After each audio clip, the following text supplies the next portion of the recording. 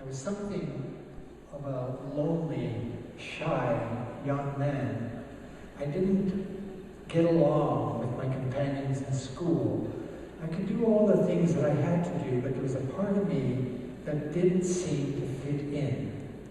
And I found my place in the world through books. I became a reader at about the age of 12, and I've been a reader for most of my adult life.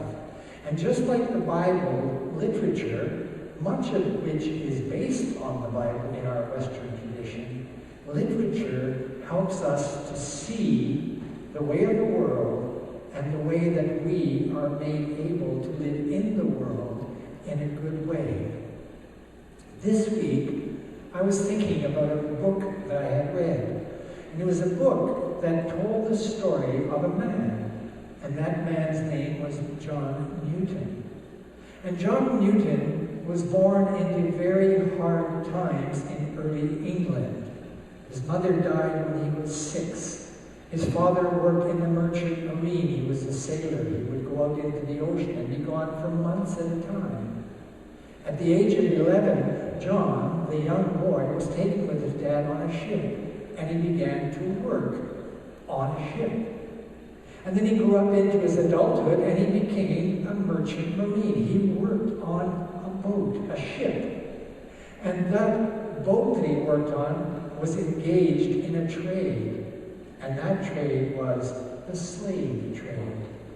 That is to say, they would take their boat from England, they would go to Africa, they would round up a bunch of people, young people mostly, steal them from their homes, put them on the boat in the bottom, and drive them across the ocean so that they become slaves in England and other parts of the world.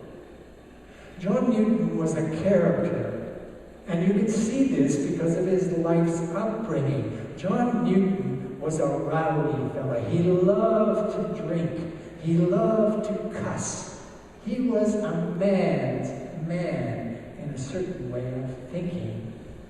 One of the things that John Newton loved to do was amuse his fellow sailors. He would amuse them by singing songs. What he would do, he would take hymns from the Church of England, but he'd substitute the words with rowdy, bawdy, rude words. And of course, the sailors loved this. Now, John Newton lived this life, this rowdy seamanship life. He lived it until one day when circumstance changed his life forever. A storm arose on the ocean. The boat began to feel in danger. The people on the boat felt threatened.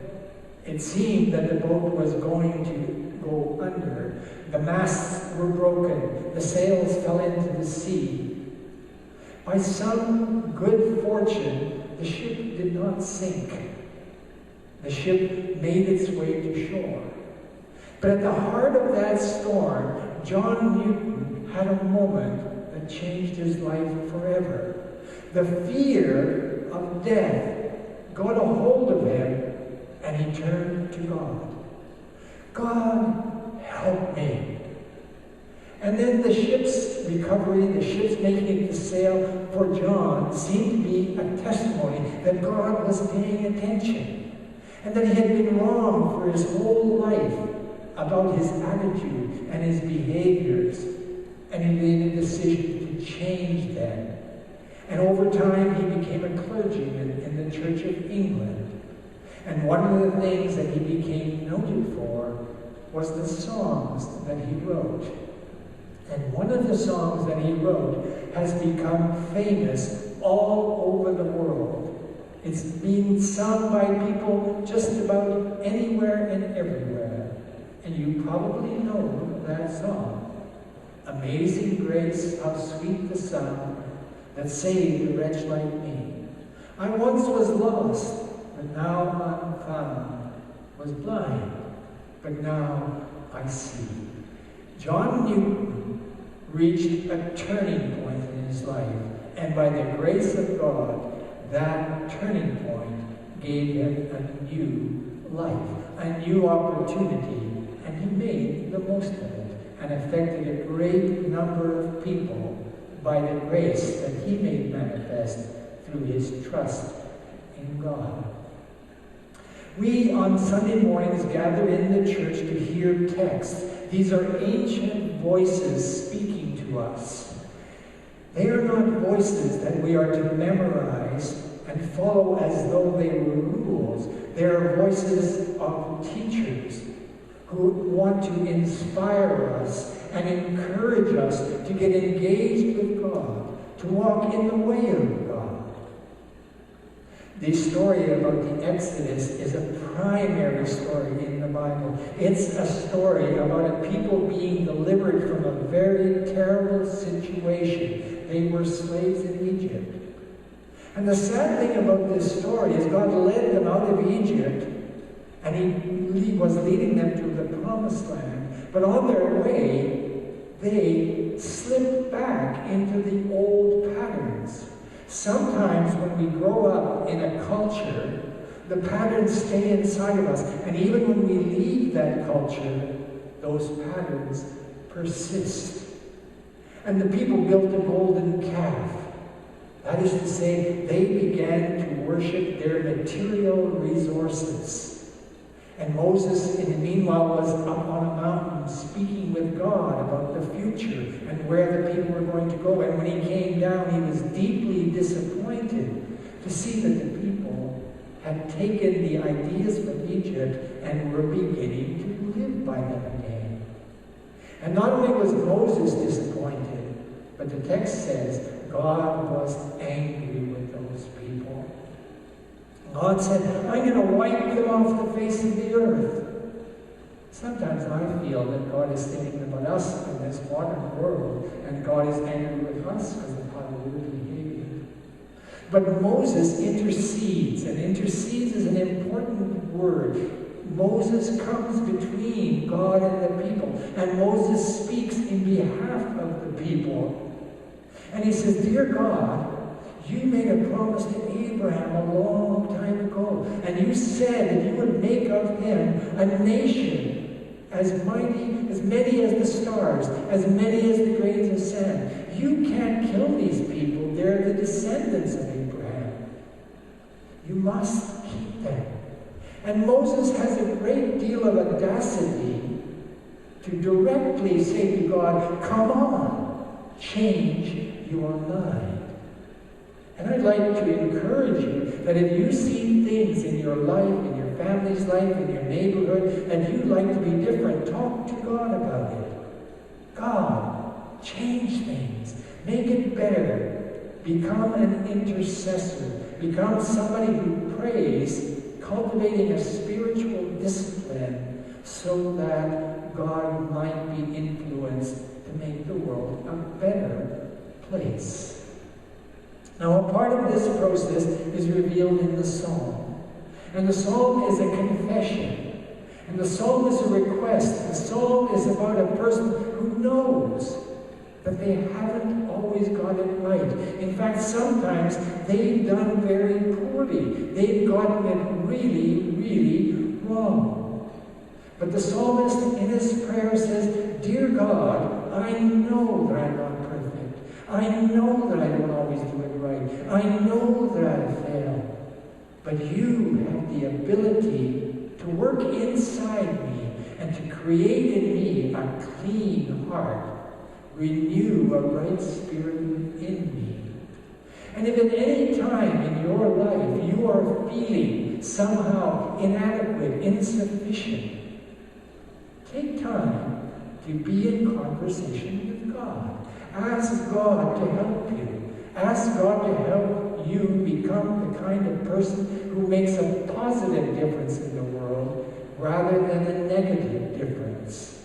And I'd like to say that making a negative difference doesn't mean going out there and doing bad things. Sometimes it means being quiet when others are out there doing bad things. Our responsibility as followers of Jesus is to pay attention. To pay attention and to speak words of intercession and correction. The psalm is about a human heart longing to be set right.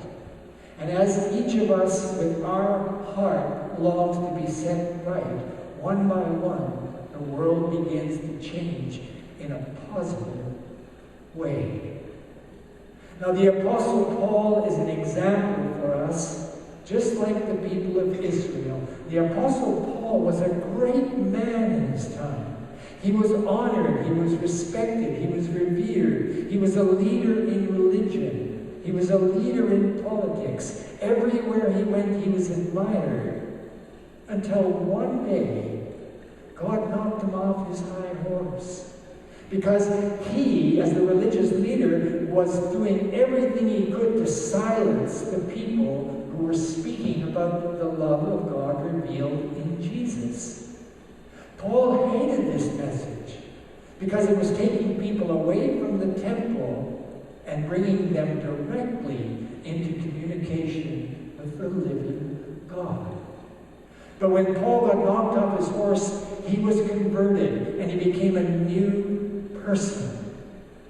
And that new person was someone who went about sharing the love of God revealed in Jesus at every opportunity that he had.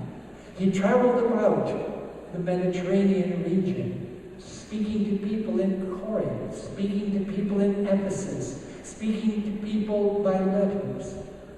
Paul began to work with God rather than against God. And it may surprise us to learn that religious practice can actually turn us away from God, because it does something to us that makes us passive and renders us somewhat inadequate to face the challenges of our life. Now, in the Luke text, we see Jesus. And Jesus is the center of our faith. We look to Jesus to be inspired.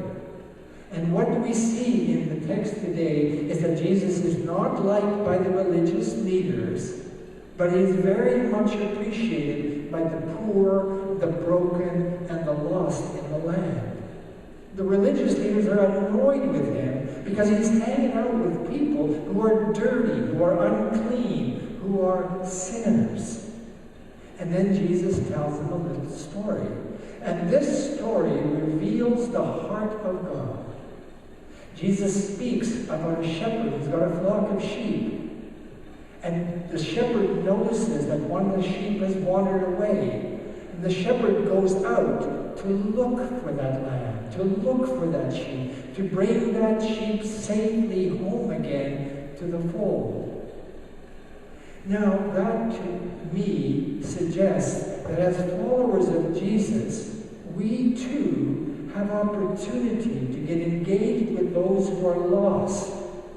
Not just to fellowship with those who are found, who are present in the love of God, who are secure in their future with God, but to become like Jesus, to become the body of Christ, the human hands and feet of Jesus, to go out and just like Jesus, to be compassionate and inclusive regarding those who are lost and left out of the goodness of God.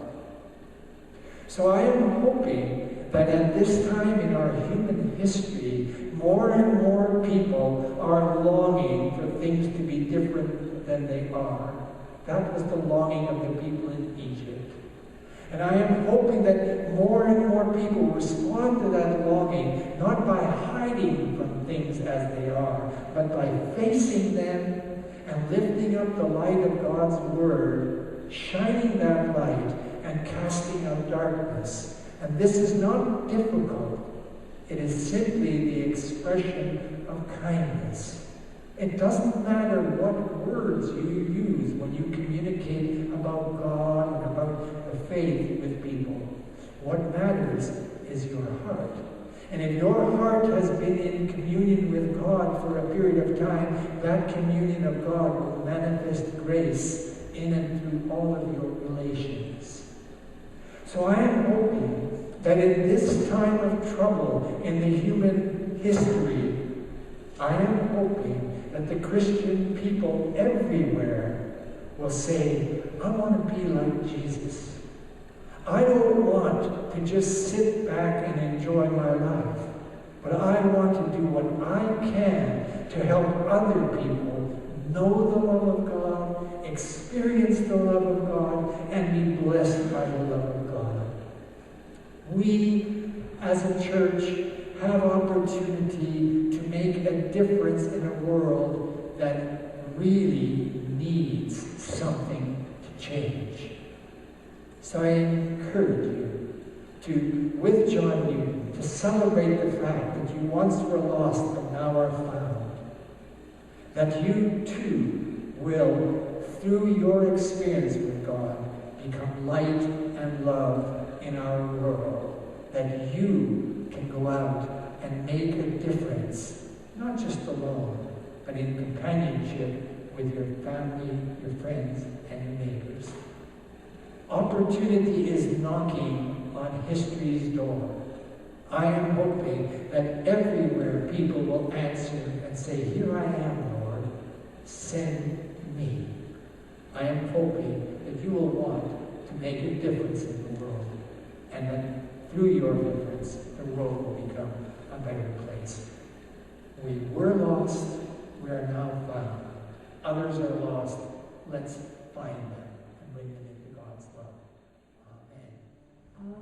Amen.